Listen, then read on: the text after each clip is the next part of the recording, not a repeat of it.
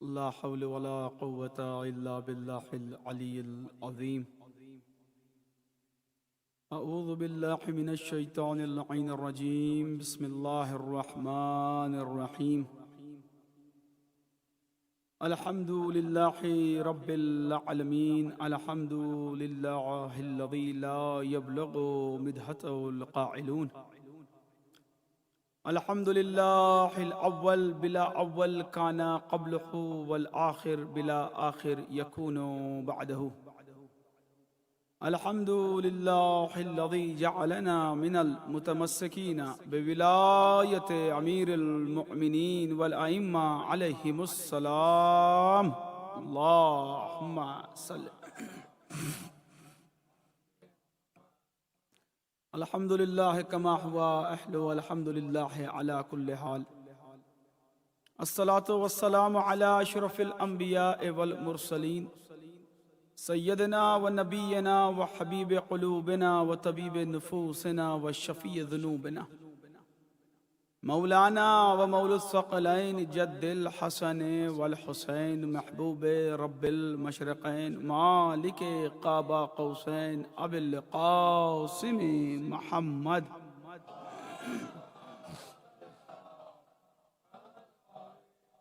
وعلى آله الطيبين الطاهرين المعصومين المظلومين، ولعنة الله على أعدائهم ومنكر فضائلهم ومصائبهم وشجاعتهم وجلالتهم وولايتهم وعتشهم وأتباعهم وعلمائهم وشيئتهم وغاصبي حقوقهم أجمعين من يوم عداوتهم إلى يوم الدين. أما بعد، فقد قال الله سبحانه وتعالى في كتابه الكريم: بسم الله الرحمن الرحيم. وَلَقَدْ كَرَّمْنَا بَنِي آدَمَ وَحَمَلْنَاهُمْ فِي الْبَرِّ وَالْبَحْرِ وَرَزَقْنَاهُمْ مِنْ طَيِّبَاتِ. بر محمد وآل محمد صلوات اللہ.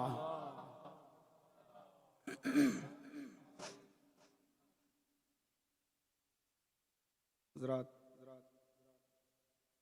اس سے قبل کہ گفتگو کا آغاز ہو، آپ سے التماس ہے ایک مرتبہ سورہ حمد و 3 مرتبہ سورہ توحید کی تلاوت فرما کے مرحومہ مغفورہ سیدہ ام سلمہ بنت سیدہ فاطمہ بی بی، سید سجاد کاظمی ابن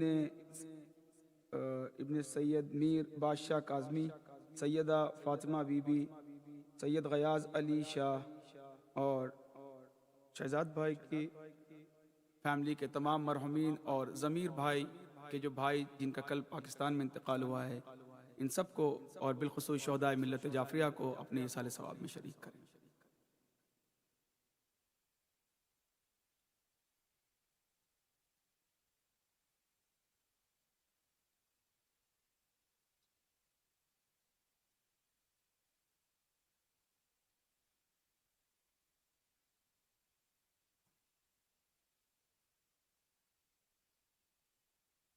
عظمت سید الشہداء امام حسین علیہ السلام پہ بآواز بلند صلوات.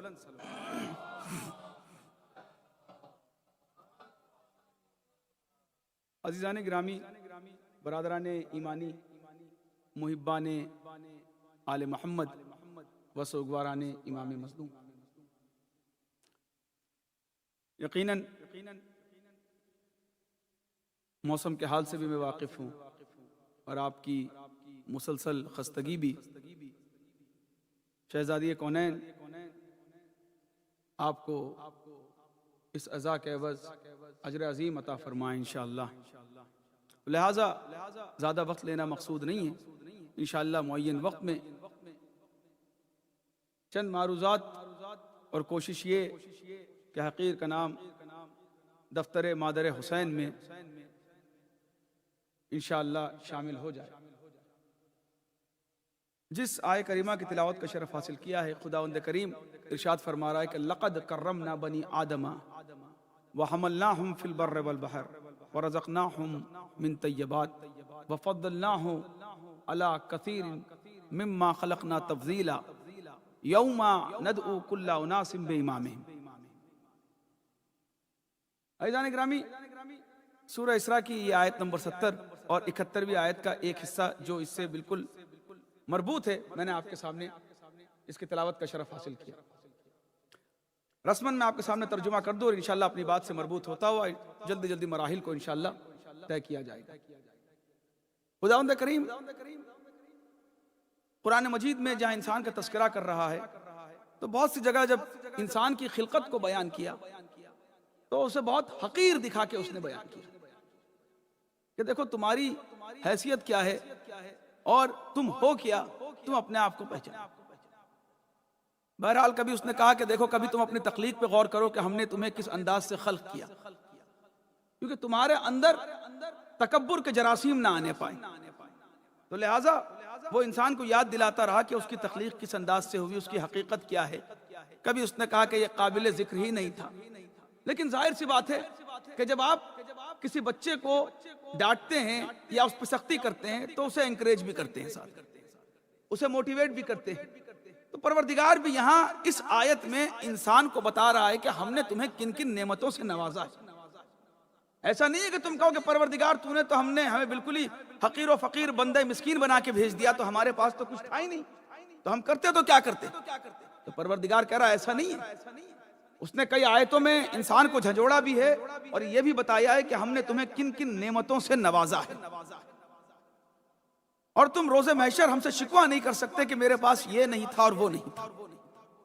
پروردگار کہہ رہا ہے کہ وَلَقَدْ كَرَّمْنَا بَنِي آدَمَ، ہم نے آدم کی اولاد کو صاحب تکریم بنایا، ہم نے عزت بخشی آدم کی اولاد کو۔ تمہیداً چند باتیں اور انشاءاللہ اس کے بعد مربوط ہونے میں بڑا لطف انشاءاللہ آپ کو آئے گا۔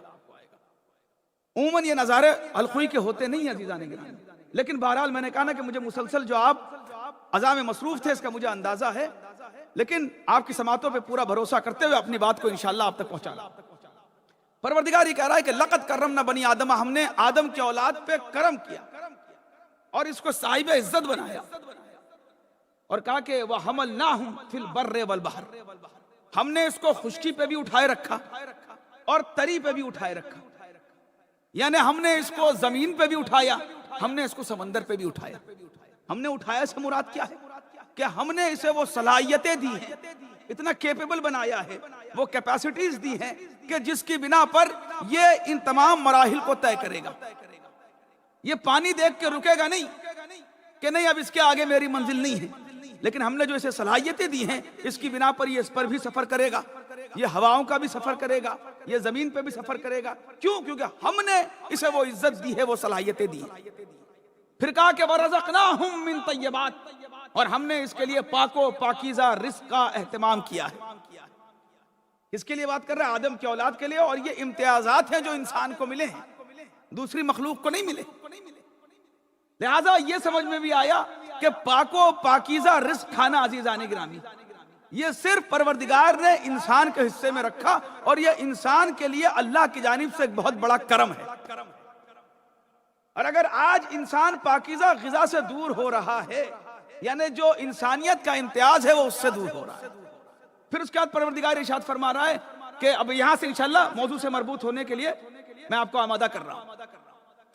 وَرَزَقْنَاهُم مِّن طَيِّبَاتٍ، پھر پروردگار کہتا ہے وَفَضَّلْنَاهُمْ عَلَىٰ كَثِيرٍ مِّمَّا خَلَقْنَا تَفْضِيلًا، اور ہم نے اس کو بہت سو پر فضیلت دی ہے۔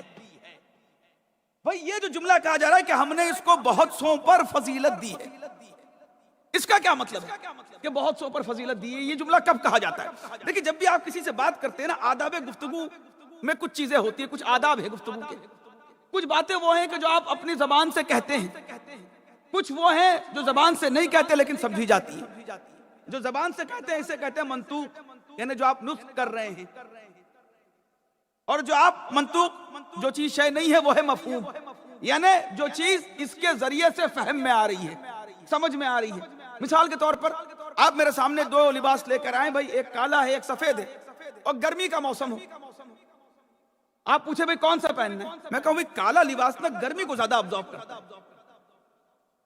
اب صرف میں نے آپ کے سامنے بتایا کہ کالا لباس جو ہے وہ گرمی کو زیادہ ابزارو کرتا ہے، یہ تو میں نے اپنی زبان سے کہا ہے جو جملے تھے۔ پھر آپ آگے سے کہتے ہیں ٹھیک ہے پھر میں سفید پہن لیتا ہوں۔ بھائی میں نے آپ سے کب کہا کہ سفید پہنیے؟ کیونکہ میرے اس جملے نے اس بات کی وضاحت کر دی کہ کالا لباس گرمی کو ابزارب کرتا ہے، آپشن دو ہی ہیں، تو لہٰذا اب آپ کو گرمی سے بچنا ہے، تو لہٰذا آپ نے مفہوم کے ذریعے سے اس سفید کو سمجھا۔ اسی طریقے سے اگر میں یہ کہوں کسی شخص کی تعریف میں، ارے حضور آپ اپنے آپ کو کم نہ سمجھیے، یہاں بیٹھے ہوئے بہت سے افراد سے آپ بہتر ہیں۔ بھائی بہت سے افراد سے بہتر کا مطلب کیا ہے؟ بڑی توجہ کے ساتھ، یعنی کچھ ایسے بھی ہیں جن سے آپ بہتر نہیں ہیں، ہے نا؟ اس کا مفہوم تو یہی نکلا نا جب میں یہ کہوں، ورنہ میں یہ کہتا آپ سب سے افضل ہیں۔ اللہ نے انسان کی اتنی تعریف کی، اس کی صلاحیتوں کی تعریف کی، اس کی قوتوں کی تعریف کی، اس کے عقل و فکر و شعور کی تعریف کی، اس کے بعد کہہ رہا ہے کہ ہم نے اسے بہت سو پر فضیلت دی ہے۔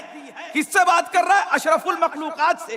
اس کا مطلب یہ ہے کہ کچھ ایسے بھی اس نے بنائے ہیں جن پر اسے فضیلت حاصل نہیں ہے، کچھ ایسے بھی بنائے ہیں جن پر فضیلت حاصل نہیں ہے، اور فوراً اس کے بعد کہتا ہے کہ یوم ندعو کل اناس بامامہم، اور ہم اس دن اس انسان کو، ہر کسی کو ان کے امام کے ساتھ بلائیں گے۔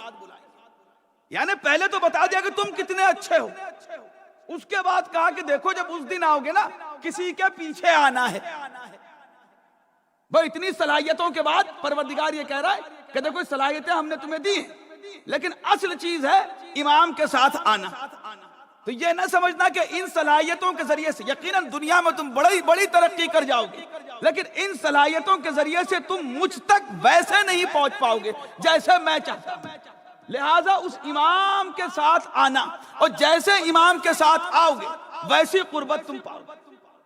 یعنی سمجھ میں یہ آیا کہ عزیزان کرام یہ انسان ہے، اگر آپ انسانیت کی تاریخ بھی اٹھا کر کے دیکھیں جس انداز سے انسان نے ترقی کی ہے، ورنہ یہی انسان پہلے ہوا کرتا تھا جو کبھی سردی سے ٹھٹر کے مر جایا کرتا تھا، کبھی گرمی کے عالم میں لو سے مر جایا کرتا تھا، لیکن آج کا کیا عالم ہے؟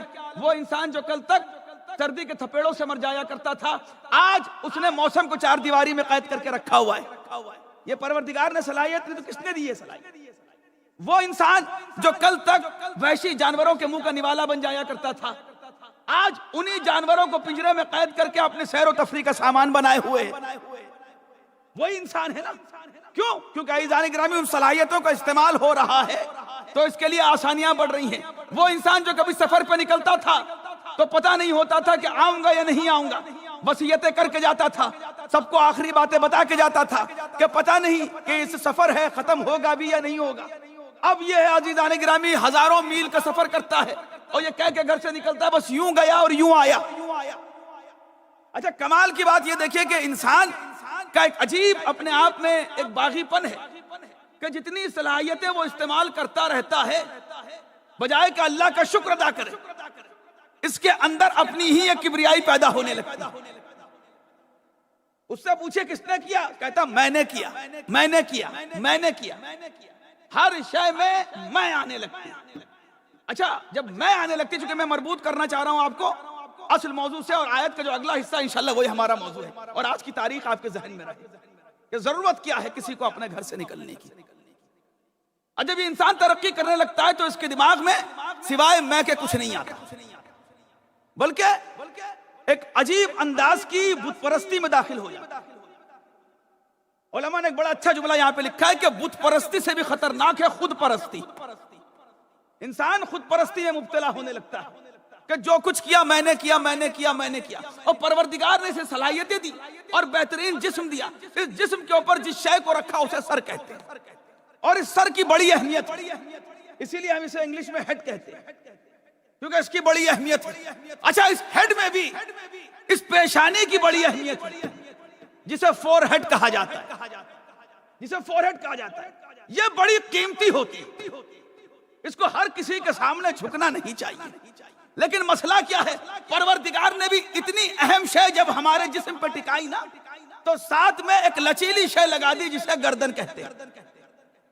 اب یہ جو لچک ہے کبھی جہاں پہ جس چیز کا زور دیکھتی ہے وہاں جھکنے لگتی ہے، اور یہ جو پیشانی ہے وہ اپنا حق کھونے لگتی ہے۔ بھئی کبھی طاقت کو دیکھا تو لچک کھا گئی اور جھک گئی، کبھی مال و دولت کو دیکھا تو لچک کھا کے جھک گئی، کبھی حسن جمال کو دیکھا تو لچک کھا کے جھک گئی۔ اب ایسے میں عزیزان گرامی مسئلہ کیا ہے؟ کیونکہ اپنی انا کے لیے اس پیشانی کا سودا ہو رہا ہے، اپنی انا کے لیے پیشانی کا سودا ہو رہا ہے۔ لیکن اگر اسی میں نے کہا نا کہ جو پروردگار نے لچکیلی چیز دی ہے، یہ جو اسپائن ہمیں عطا کی ہے، اس میں ایک سریے کی ضرورت پڑتی ہے۔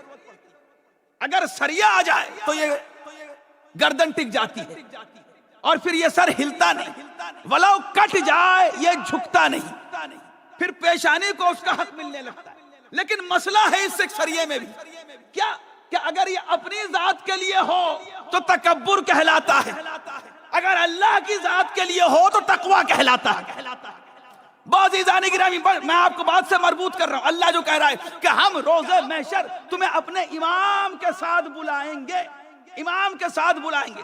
میں آپ کے سماعتوں کے حوالے قیمتی جملہ کر رہا ہوں، جب دین اسلام اپنی پیشانی کا معیار کھو چکا تھا، یا یوں کہوں کہ لچک کھانے لگا تھا دین، اور پیشانیاں بغیر معیار کے جھک رہی تھی، تب جو دین کا سریہ بن کے آیا اسے حسین ابن علی کہتے ہیں۔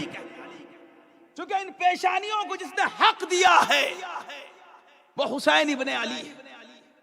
میں نے کہا نا بڑی قیمتی شے ہے یہ پیشانی، ظاہراً یوں نہیں جھکتی جب تک دل کا جھکاؤ نہ ہو، اور صرف پیشانیاں تو اللہ نے مانگی بھی نہیں ہیں، جب تک دل نہ جھکے، اور دل جھکتا ہی نہیں جب تک اس میں حسین نہ ہو، جب تک حسین نہ ہو، ورنہ عزیزان گرامی یہ سر جو جھکتا ہے نا تو خاک سے جا کے ملتا ہے اور بندہ خاکسار ہو جاتا ہے۔ یہ کمال ہے حسین ابن علی کا کہ اس نے خاک کو بھی شفا بنا دیا، کہ جب بندہ سر بھی رکھے گا تو یہ مومن کی معراج بنے گی۔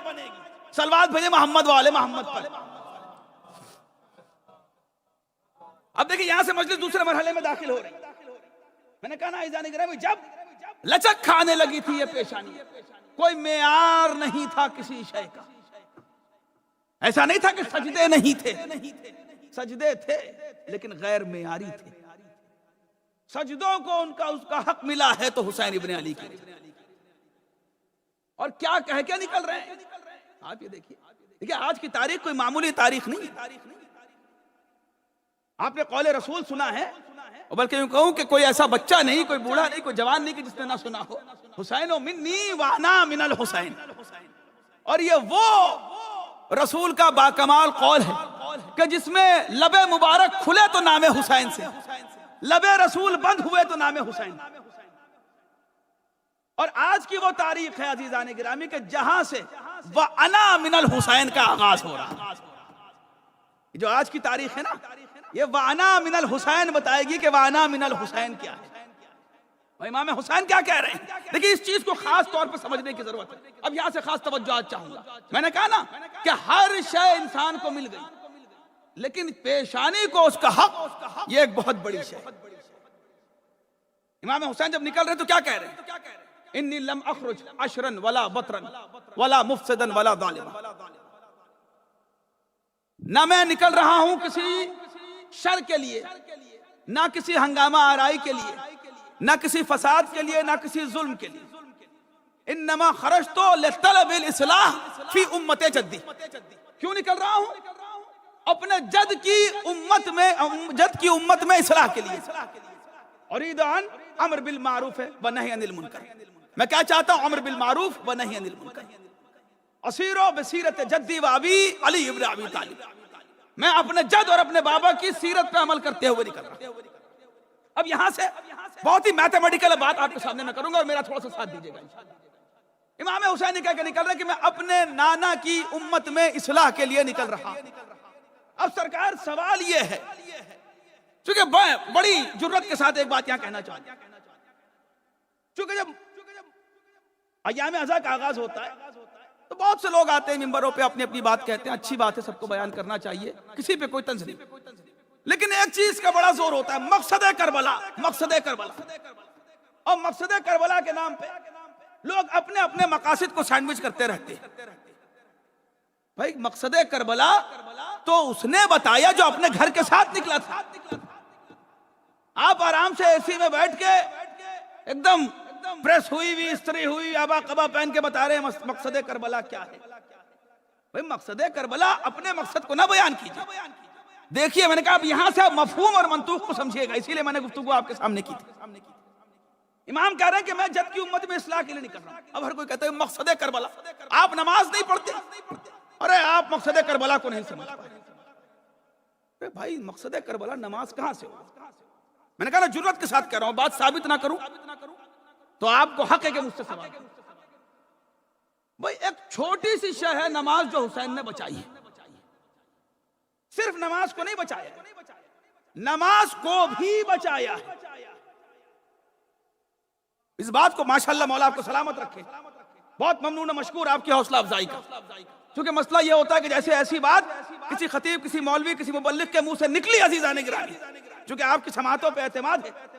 بہرحال میں نے جرت کی، میں نے کہا نماز بھی بچی ہے حسین کی وجہ سے، لیکن نماز کے لیے حسین نے جان دے دی. بھائی یہ بات مجھے بتائیے، اتنا بتائیے. امام یہ کہہ رہے ہیں کہ دیکھیں مفہوم اور منطوق ذہن میں رہے. امام یہ کہہ رہے ہیں کہ جد کی امت میں اصلاح کے لیے نکل رہا ہوں. اب مجھے یہ بتائیے کہ وہ کون سی ایسا رکن دین ہے جس کو ہم کہتے ہیں نا، اچھا اس میں بھی لوگ بحث لے کے آتے ہیں واجب واجب واجب. بھائی یقیناً واجب ہے، اس کا انکار کس نے کیا؟ اچھا ایک اور سوال میرا، یعنی آپ شہادت امام حسین یقین مانی، میں علماء کا اور بزرگوں کا جملہ کہہ رہا ہوں کہ یہ توہین شہادت امام حسین ہے یہ کہنا کہ امام حسین نے نماز کے لیے جانا. ہاں امام حسین کی وجہ سے نماز بھی بچی، لیکن آپ نے پورا مقصد ہی اس کو بنا دیا. بھائی دین حسین ہے، نماز دین میں ہے، نماز دین میں ہے. تو اب اس بات کو تھوڑا سا آپ سمجھیے. بالکل میں کانسیپٹ کلیئر، آپ میرے مزاج سے واقف ہیں، میں معمہ چھوڑ کے جانے کا عادی نہیں ہوں الحمدللہ. شاہ نجف پہ بھروسہ کرتے ہوئے میں ایک پزل کو سالو کرنا چاہ رہا ہوں، اور اسپیشلی ہمارے جو ہمسن و کمسن بھائی یوتھ ہیں ان کے لیے پکچر کلیئر رکھنا چاہتا ہوں. اب آپ یہ بتائیے کہ واجب کی جو آپ بات کر رہے ہیں کہ بھئی یہ واجب ہے، واجب وہ کون سا ایسا رکن دین ہے؟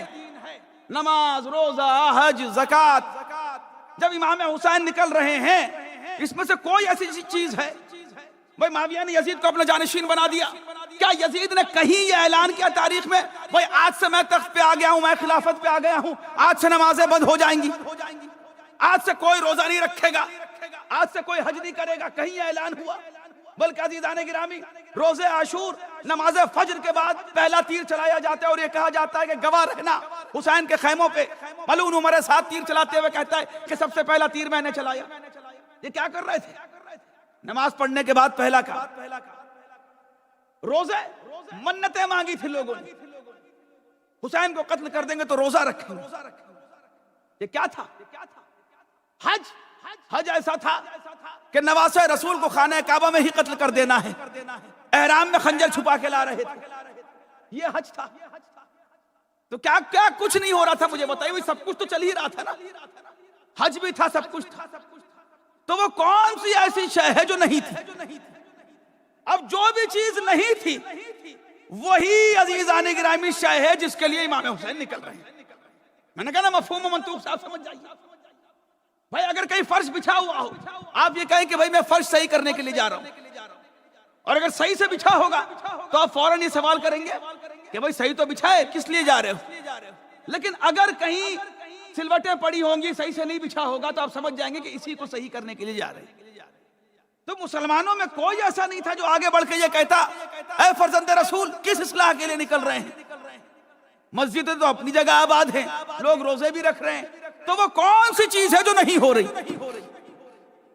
اور جس کے بغیر آپ پہ ایسا وقت آ گیا کہ آپ کو گھر چھوڑنا پڑ رہا ہے، آپ عورتیں بچوں کو بھی ساتھ میں لے کے جا رہے ہیں، آپ اپنا سر دینے کو تیار ہیں، سر جھکانے کو تیار نہیں ہیں؟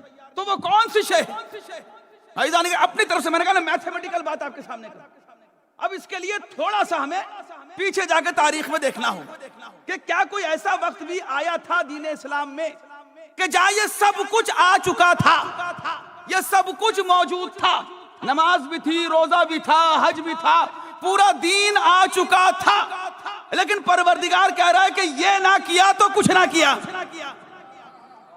بھائی بالکل وہی سچویشن ہے کہ نہیں؟ آپ بتائیے کہ وہاں جو پہلے چیزیں آ چکی تھی وہ چیزیں ہو رہی تھی، لیکن بس وہی نہیں ہو رہی تھی کہ جس کے لیے رسول کو کہا تھا کہ یہ نہ کیا تو کچھ نہ کیا.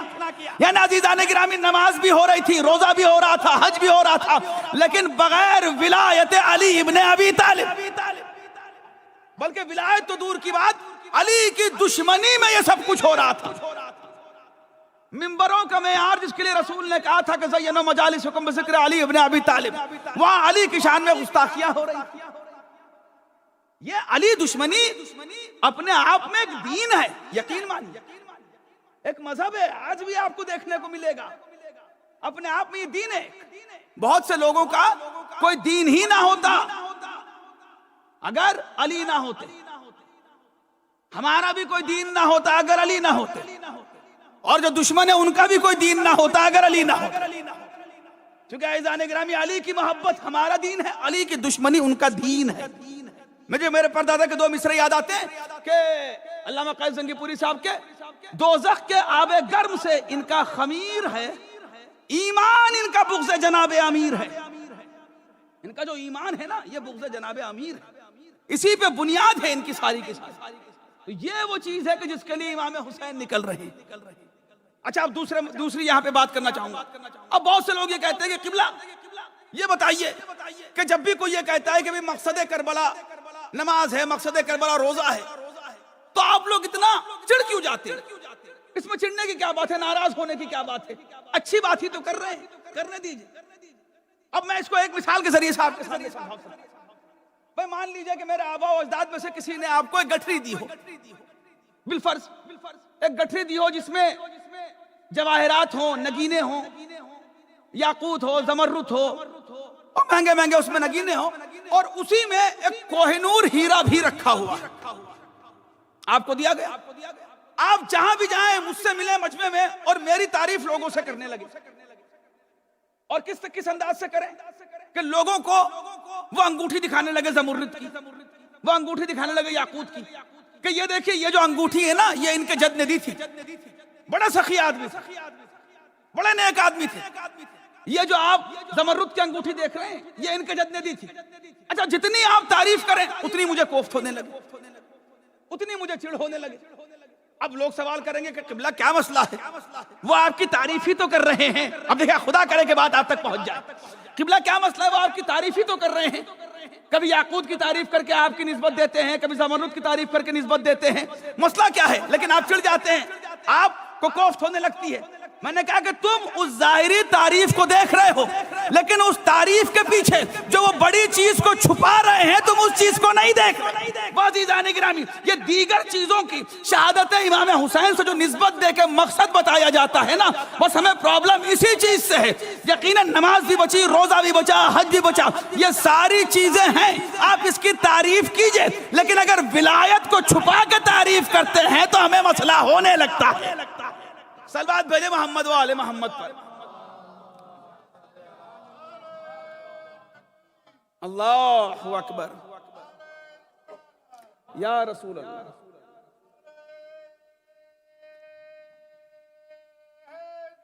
یا علی علی, اللہم صلی علی محمد. عزیزان گرامی یہ حسین ابن علی, اور کس انداز سے کہ دین اسلام, یقین مانی کہ امام حسین نے, جس کو کہا جاتا ہے نا کہ جڑ سے کسی درخت کو کاٹا گیا, حسین نے اپنے خون سے سینچا ہے دین اسلام. ورنہ آپ انصاف سے بتائیے کہ نمازیں پڑھنے والے تو بہت ہیں دنیا میں, قرآن پڑھنے والے تو بہت ہیں دنیا میں, لیکن اگر کسی آج کی دنیا میں اسلام کی عزت ہے تو نام حسین کی وجہ سے. وَأَنَا مِنَ الْحُسَيْن والا جو مسئلہ ہے نا, یہ حسین ابن علی ہے کہ جس نے کانسیپٹ کو کلیئر کیا ہے دنیا کے سامنے. کربلا ہے, کربلا یقین مانے عزیزان گرامی وہ پانی ہے کہ جو ہر کثافت کو دھو دیتا ہے اور مناظر کو بالکل صاف و شفاف کر کے رکھ دیتا ہے. ہر کنفیوژن کو جو شے ختم کر دے اسے کربلا کہتے ہیں. بہت آسان لفظوں میں آپ کے سامنے اتنا کہہ سکتا ہوں. ورنہ یقین مانی یہ دنیا میں لوگ انسانیت کو پریشان کرتے ہوئے نکلتے ہیں اور اسے جہاد جہاد جہاد کہتے ہیں, اسلام کو بدنام کیا ہوا ہے. عزیزان گرامی جہاد اللہ کی طرف جانے کے لیے ہوتا ہے, سلامت رہے عزیزان گرامی. جہاد جنت میں جانے کے لیے ہوتا ہے، دنیا کو جہنم بنانے کا نام جہاد نہیں ہے۔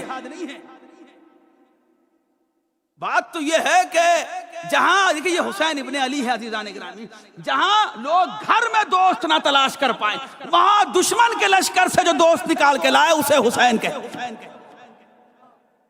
یہ ذات امام حسین ابن علی ہے، اور اس کے بعد دنیا کو پریشان کرنے کے بعد ایسا ویسا کو شہید کہا جاتا ہے۔ اسی لیے ہم کہتے ہیں سید الشہداء، کہ جس نے کانسیپٹ کلیئر کر کے رکھ دیا۔ اور عزیزان گرامی موت سے لفظ مردہ کو جدا کر دیا حسین۔ یہ ذات امام حسین ابن علی کا کمال ہے، ورنہ یہ شہادت کا کانسیپٹ آیا کہاں سے، مجھے یہ بتائیے۔ شہادت کا مطلب یہ ہے عزیزان گرامی کہ جس کے لیے اللہ کہے کہ یہ میرا ہے، یہ میرا ہے، وہ گواہی دے، وہ بھی شاہد ہو اور کہے کہ یہ میرا ہے۔ اور سب سے پہلا موقع، ورنہ دنیا نے کیا جانا تھا کہ شہادت کسے کہتے ہیں۔ اور جلدی جلدی آپ کے سامنے کانسیپٹ کو کلیئر کرتا جاؤں کہ حسین ابن علی امام کہتے کس کو ہیں؟ جب پروردگار کہہ رہا ہے کہ روز محشر ہم تمہیں امام کے ساتھ بلائیں گے، ورنہ آپ انصاف سے بتائیے کہ اگر دین یہی ساری چیزیں ہیں عزیزان گرامی تو پروردگار کہتا کہ ہم اس روز تمہیں تمہاری نمازوں کے ساتھ بلائیں گے، ہم اس روز تمہیں تمہارے روزے کے ساتھ حج و زکات کے ساتھ بلائیں گے، لیکن وہ کیا کہہ رہا ہے کہ ہم اس روز تمہیں تمہارے اماموں کے ساتھ بلائیں گے۔ یعنی جیسا امام ویسے اعمال، صرف اعمال پہ کوئی بھروسہ نہیں کر سکتا۔ اور یقین مانی عبادت کے نام پہ جانیے تو ہم اس کو کہہ جاتے ہیں عبادت، نماز روزہ حج زکات، اس میں سے کوئی ایک ایسی شے ہے جس کو آپ حقیقی طور پہ عبادت کہیں؟ کبھی سوچیے اس بات کو۔ ہم کرتے ہیں یقیناً، لیکن کوئی ایسی شے نہیں ہے، یعنی کوئی ایک ایسی شے ہے جس پہ آپ یہ کہیں کہ بھائی آج میں 17 رکعت مجھے نماز پڑھنی ہے، اگر کہیں میں نے کچھ رکعت کم پڑھی تو کبریائی کا قد کم ہو جائے گا۔ کیا ہماری نمازیں پڑھنے کی وجہ سے وہ نہ، چاہے نماز ہو روزہ ہو حج ہو، اس کا ایک فلسفہ الگ ہے، اس وقت بیان کرنا میرا مقصد نہیں ہے، نہ میرے پاس وقت ہے۔ یہ ساری چیزیں اللہ نے بندوں کے لیے بنائی، اس میں سارا فائدہ ہمارا، اس کا کوئی فائدہ نہیں۔ حقیقتاً اگر آپ دیکھیں نا تو عبادت جو شے ہے وہ ایک ہی ہے، مودت اہل بیت۔ اور جب یہ شے آ جاتی ہے نا تو پھر نماز نماز بن جاتی ہے، روزہ روزہ بن جاتا، حج حج ہو جاتا ہے، بشرط کہ مودت اہل بیت۔ ورنہ پھر دوسرا آپ کے سامنے دلیل پیش کروں، اجر رسالت کے دور پہ پروردگار کہتا ہے کہ ہمیں کچھ نہیں چاہیے ان سے کہہ دو، صرف نمازیں پڑھتے رہے روز۔ دیکھیں میں نماز کو آپ کے سامنے، اللہ بہتر جانتا ہے کہ نماز کی کوئی فضیلت کم نہیں کر رہا ہوں، نہ مجھے صفائی دینے کی ضرورت ہے، میں ایک جملہ کہہ کے بات کو آگے بڑھاؤں گا۔ نماز نہ پڑھنا تو دور کی بات عزیزان، امام تو یہ ارشاد فرماتے ہیں کہ جو نماز کو ہلکا سمجھے وہ ہم میں سے نہیں ہے، وہ ہم میں سے نہیں ہے۔ لیکن عزیزان گرامی جسے رسول ثقلین کہے نا پھر اس سے وزنی کوئی شے نہیں ہے، اس سے وزنی پھر کوئی شے نہیں۔ یہ شہادت کا کانسیپٹ آپ یہ دیکھیں، اس کو بھی اگر کسی نے کلیئر کیا تو وہ امام حسین، ورنہ دنیا نے کب سنا تھا؟ اسلام کی سب سے پہلی جنگ جنگ بدر ہوتی ہے، لوگ مرتے ہیں یہاں بھی اور وہاں بھی، دونوں جگہ۔ رسول اللہ نے کہا کہ ذرا گنتی کرو کہ ان کی طرف سے کتنے ہلاک ہوئے، ہماری طرف سے کتنے شہید ہوئے۔ یا رسول اللہ یہ کیا ماجرا ہے؟ ہلاک اور شہادت، ہلاکت و شہادت کہاں؟ ہلاکت رجس ہے، شہادت پاکیزگی ہے۔ ہلاکت رذیلت ہے، شہادت فضیلت ہے۔ ہلاکت باطل ہے، شہادت حق ہے۔ ہلاکت ابو سفیان ہے، شہادت رسول ہے۔ ہلاکت معاویہ ہے، شہادت علی ہے۔ ہلاکت یزید ہے، شہادت حسین ہے۔ کہ یا رسول اللہ کیسے پہچانیں گے؟ چونکہ دونوں تو دونوں جگہ لوگ مرے، لیکن اس میں سے ہلاک کون ہے، شہید کون ہے؟ چونکہ یہاں بھی گردنیں کٹی، وہاں بھی گردنیں کٹی، یہاں بھی خون بہا، وہاں بھی خون بہا، یہاں بھی رگیں کٹی، وہاں بھی رگیں کٹی، یہاں بھی آنکھیں بند ہوئی، وہاں بھی آنکھیں بند ہوئی، لیکن اس میں سے ہلاک کون ہے، شہید کون ہے؟ ہلاکت کس کی، شہادت کس کی، کیسے پہچانے؟ بعض عزیزان گرامی ایک مرتبہ رسول کہتے ہیں کہ جس کی زبان پر شہادت تھی لا الہ الا اللہ کی اور محمد الرسول اللہ کی، وہ شہید ہے، اور ان کے مقابلے میں جو آیا وہ ہلاک ہے۔ معیار مل گیا مسلمانوں کو، اس کے بعد کوئی پریشانی نہیں ہوئی، गिनने में कि कौन शहीद हुआ और कौन हलाक हुआ। लोग शुमार करते रहे, इतने हलाक हुए, इतने शहीद हुए, इतने हलाक हुए, इतने शहीद हुए। क्यों? सामने काफिर आते थे, अगर कत्ल हो गए तो हलाक, यहाँ मुसलमान शहीद शुमार हो रहे। मसला कोई प्रॉब्लम नहीं, बिल्कुल क्लियर था। लेकिन बहरहाल बाद रसूल अब आया बड़ा मसला। यहां से भी ला इलाहा इल्लल्लाह कहते हुए आ रहे हैं, यहां से भी ला इलाहा इल्लल्लाह। जंगे जमल हो रही है, जंगे सिफ़ीन हो रही है, और बिलखुसूस सिफ़ीन में एक मरतबा फिर यह कॉन्सेप्ट क्लियर हुआ। लेकिन सामने इतना मकरो फरेब था कि जिसने लोगों की आंखों में धूल झोंक दी। अब यहां भी लोग ला इलाहा इल्लल्लाह कह रहे हैं। बहुत से ऐसे थे जो नहीं आए, ये कहते हुए कि दो मुसलमानों की जंग हो रही है, हम हिस्सा नहीं लेंगे। जबकि आइज़ान किराम में भी रसूल इंतजाम करके गए थे, अल हक़ माल अली व अली माल हक़। और ये सिर्फ यही नहीं, साथ में एक निशानी और दी थी कि जो भी अम्मार को कत्ल करेगा वो बागी गिरोह होगा। और जब अम्मार कत्ल हुए, एक मरतबा शोर मच गया कि माविया बातिल पे है, अली हक पे, और लिहाजा हम अली का साथ देंगे। लोग दौड़ते हुए माविया के खैमे तक गए, गले पे तलवार रख दी। मैंने कहा ना कि मकरो फरेब का इतना बोलबाला था कि आंखों में धूल झोंकने में आसानी हुई। गले पे माविया की तलवार रखी और कहा कि फरमान रसूल है कि जो भी अम्मार को कत्ल करेगा वो बातिल पे होगा, लिहाजा तू बातिल पे, अली हक पे। इसने यहां भी घुमा दिया। कहा कि तुम मेरे खैमे में क्या कर रहे हो? अली के खैमे में जाओ, अली को कत्ल करो। कहा वो क्यों? कहा ना अली अम्मार को भेजते मैदान जंग में, ना अम्मार कत्ल होते, तो अम्मार की मौत के जिम्मेदार तो अली हुए। अब बहरहाल उसने पहले ही कह दिया था माविया ने कि मैंने अली के मुकाबले में ऐसी फौज तैयार कर ली है जो ऊंट और ऊंटनी का फर्क नहीं जानती। दौड़ती हुई अली के खैमे में आई, अली के गले पर तलवार रख दी। अली ने कहा माजरा क्या है? कहा आपकी वजह से अम्मार मारे गए, ना आप अम्मार को मैदान में भेजते ना अम्मार मारे जाते। अली मुस्कुराए, कहा इसका मतलब यह है कि तुम ये कहना चाहते हो कि जनाब हमजा की मौत के जिम्मेदार रसूल अल्लाह थे, जाफर की मौत के जिम्मेदार रसूल अल्लाह थे, ना उन्हें मैदान में भेजते ना वो मारे जाते। लिहाजा आइज़ान गिरामी बहरहाल यहां से वो धूल झोंकनी शुरू की गई लोगों की आंखों में कि लोग न समझ पाए कि शहादत क्या है और हलाकत क्या है। लेकिन आइज़ान गिरामी सिर्फ 72 को साथ लेकर के सैयदुश शोहदा ने आने वाले कयामत तक के लिए इस मसले को हल कर दिया।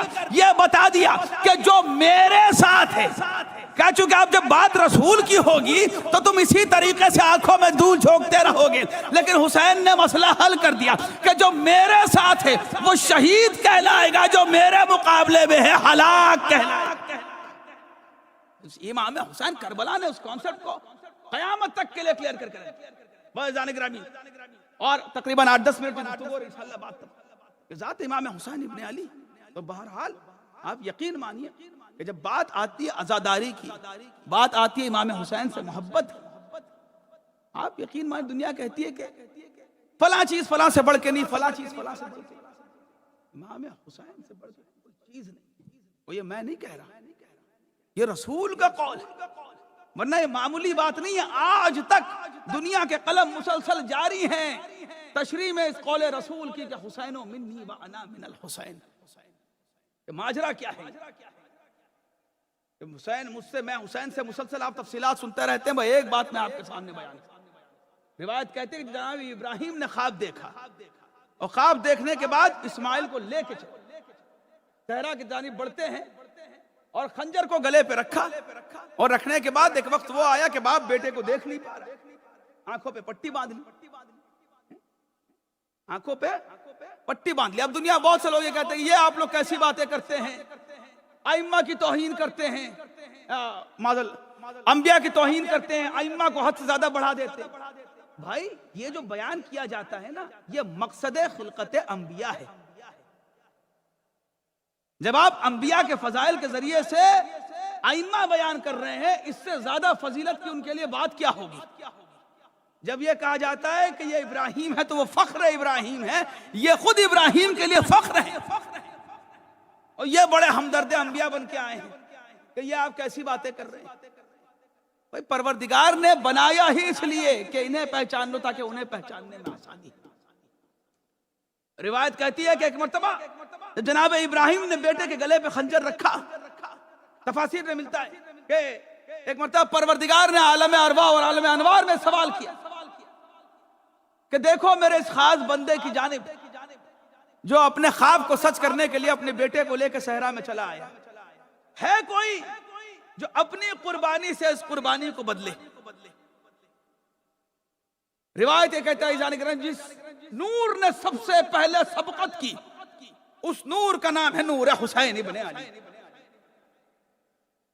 اس نور کا نام نور حسین ابن علی۔ چونکہ پروردگار نے کہا ہے کوئی، حل من، کون کہہ رہا تھا؟ پروردگار، ہے کوئی تم میں سے؟ اس وقت امام حسین نے کہا لبیک اللہم لبیک، پروردگار میں ہوں۔ بھئی یہاں پروردگار نے اس قربانی کو بدلا اور کہا کہ ہم نے اس قربانی کو ذبح عظیم سے تبدیل کر دیا، ذبح عظیم سے تبدیل کر دیا۔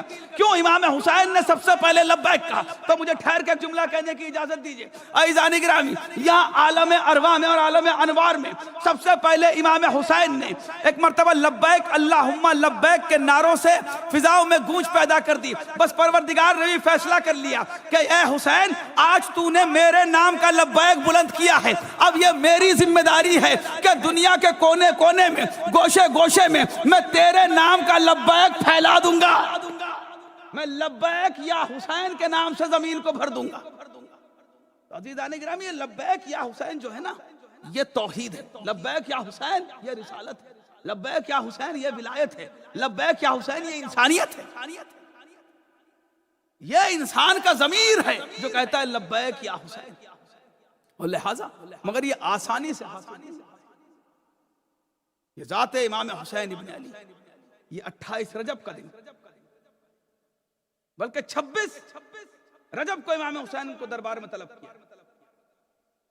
اور جو دنیا اکثر لوگ نہ جانے کیا ہوتا ہے کہ ایک بات کہہ جاتے ہیں کہ یہ امام حسن کی بات اور امام حسین کی بات، کربلا الگ سے کوئی شے نہیں ہے۔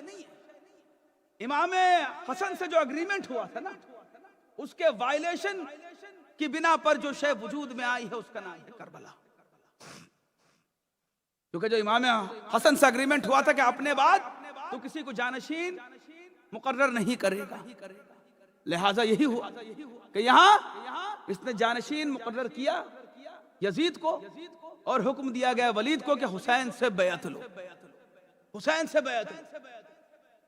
سب نے بیعت کر لی۔ کیا وجہ ہے کہ امام حسین کے پیچھے پڑا ہوا ہے؟ باپ امام حسن اور امیر المومنین کے پیچھے پڑا ہوا ہے۔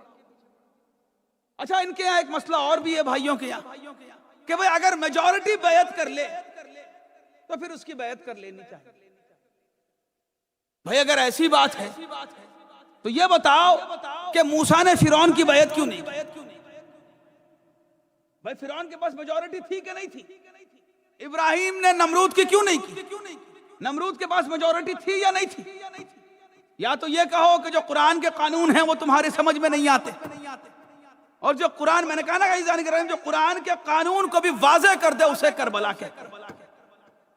وہ یہ سمجھیے کہ دنیا پوچھتی ہے کہ فرق کیا ہے کربلا میں اور خانہ کعبہ۔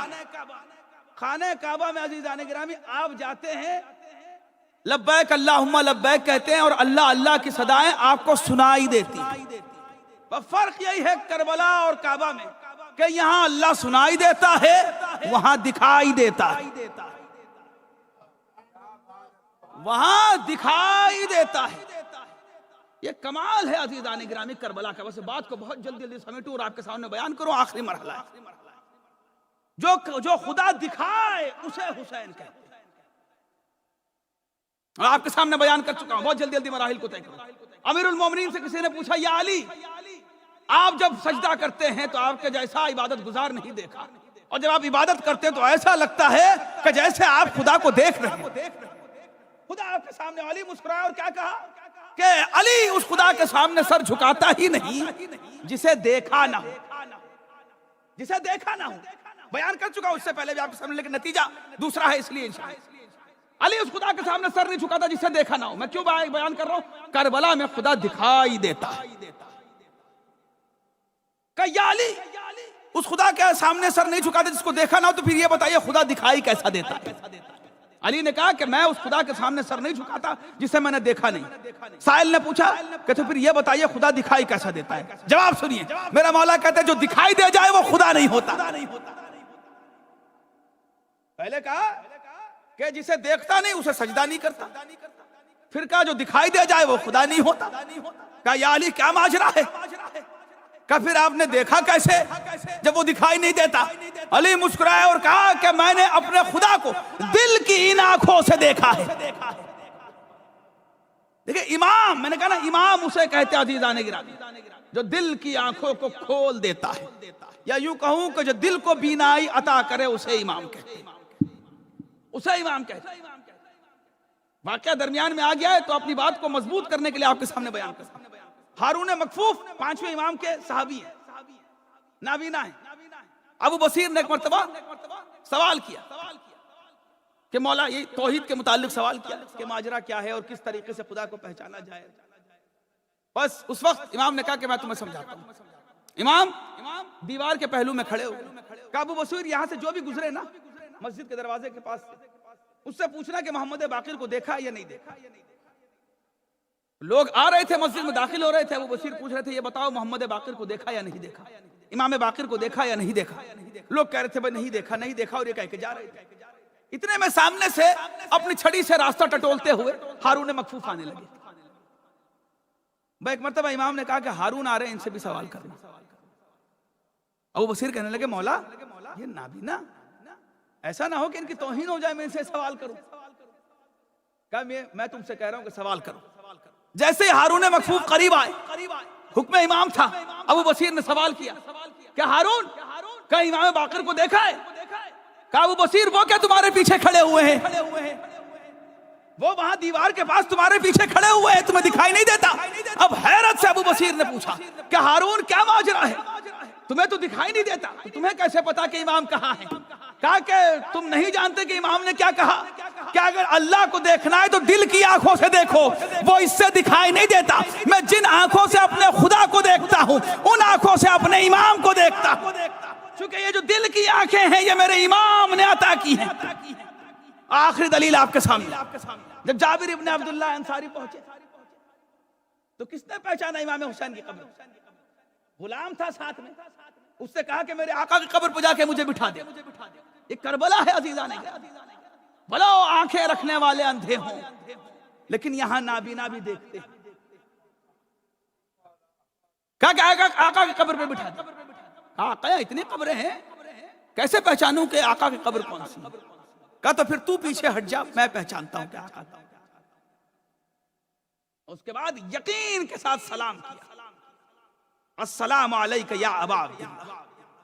جواب آیا الیہ یا جابر، آقا یہاں پہ۔ تو عزیزان گرامی یہ یقین جو ہے نا، یہ یقین یہی بینائی ہے اس دل کی، اور یہ یقین ملتا ہے کربلا سے۔ یہ یقین مانیے کہ یہ یقین اس منزل کا یقین ہے کہ جہاں جنت بھی پیچھے رہ جاتی ہے۔ اگر صرف جنت ہی کے لیے سب کچھ ہو رہا ہوتا تو شب عاشور جا چکے ہوتے جنت لینے والے، لیکن جنت کو پیچھے چھوڑ کے کہا کہ آقا کون سی جنت آپ کے بتائے، ہماری جنت تو آپ۔ یعنی گرامی یہ 72 جو ہے نا بڑا خاص مقام ہے ان شہدائے کربلا، ہماری جانیں قربان امام حسین۔ اللہ اکبر۔ زیادہ آپ کا وقت لینا مقصد نہیں تھا، بات کو میں سمیٹوں اور تمام کروں۔ تصور کیجیے عزیزان، ہم نے جب اپنے گھروں کو کبھی چھوڑا تو بہرحال سامنے کوئی ایسی چیز نہیں تھی کہ پلٹ کے واپس نہیں آتے، تب بھی دل بیٹھا جاتا ہے۔ آسان نہیں ہوتا کہ اپنے گھر کو چھوڑا جائے، اور بالخصوص تب جب ساتھ میں مائیں بہنیں بھی ہوں، جب ساتھ میں بچے بھی ہوں۔ اللہ اکبر۔ جب دربار میں ولید کے بلایا گیا، امام حسین پہنچتے ہیں، جناب زینب نے کہا کہ بھیا ایسے نہیں جانے دوں۔ عباس، علی اکبر، اون محمد، بنی ہاشم کے حصار میں امام حسین کو بھیجا۔ امام حسین نے کہا ٹھہر جاؤ، مجھے اکیلے بلایا، میں جاؤں۔ عباس کہتے ہیں کہ آقا کیا سایہ بھی ساتھ نہیں چل سکتا؟ کہا نہیں عباس، لیکن ہاں تمہارے اطمینان کے لیے اتنا کہہ دیتا ہوں، اگر میری آواز بلند ہو جائے تو دربار میں آ جاؤ۔ عزیزان گرامی، یہاں ٹھہر کے ایک جملہ کہنے کا دل کرتا ہے۔ مولا آپ نے یہ تو کہا کہ آواز بلند ہو جائے، یہاں آپ کی آواز میں تھوڑی سی بلندی آئی کہ عباس نے تلوار کو نیام سے کھینچا اور بنی ہاشم ایک مرتبہ دروازہ ایسا لگتا تھا کہ جیسے در خیبر اکھاڑ دیں۔ اس انداز سے بنی ہاشم آگے بڑھنے کو تیار تھے۔ ایک مرتبہ آپ نے روکا، جہاں ہلکی سی آواز بلند ہوئی، میرا دل کہتا ہے آقا ایک وقت وہ بھی آئے گا کہ جب آپ چیخ چیخ کے پکاریں گے، کہاں ہو میرے شیرو، ارے کہاں ہو میرے جوانوں، ارے میں حسین ابن علی آواز دے رہا ہوں، کیا تم تک میری آواز نہیں پہنچ رہی؟ اجرکم اللہ۔ ہاں عزیزان گرامی، بھیا امام حسین نے یہ اعلان کیا کہ مجھ جیسا تجھ جیسے کی بیعت نہیں کر سکتا۔ عزیزان گرامی، امام حسین ایک مرتبہ پلٹ کے گھر واپس آئے، بہن نے ایک مرتبہ بھائی کے چہرے کی جانب دیکھا، بس بھائی نے بہن سے اتنا کہا کہ اے بہن زینب، وہ وقت آ گیا جس وقت کی بابا نے جس کے بارے میں ہمیں بتایا تھا، اے بہن زینب بس سامان سفر کو تیار کیا جائے۔ ہاں عزیزان گرامی، یا حسین اعلان کر کے ایک مرتبہ رخصت کے لیے قبر رسول پہ گئے، بس جیسے قبر رسول پہ پہنچے ایک مرتبہ کہا اے نانا حسین آیا ہے نانا، لیکن بس اتنا سن لیجئے کہ یہ آخری مرتبہ حسین آیا ہے۔ عزیزان گرامی، میر انیس کہتے ہیں کہ جنگل میں اپنے پیاروں کی بستی بسائے گا، نانا حسین اپنا مدینے میں آئے گا۔ اجرکم اللہ۔ ایک مرتبہ روایتوں میں ملتا ہے کہ حسین ابن علی نے جملہ کہا کہ اے نانا، اے کاش کہ ایک مرتبہ اور مجھے سینے سے لگا لیتے۔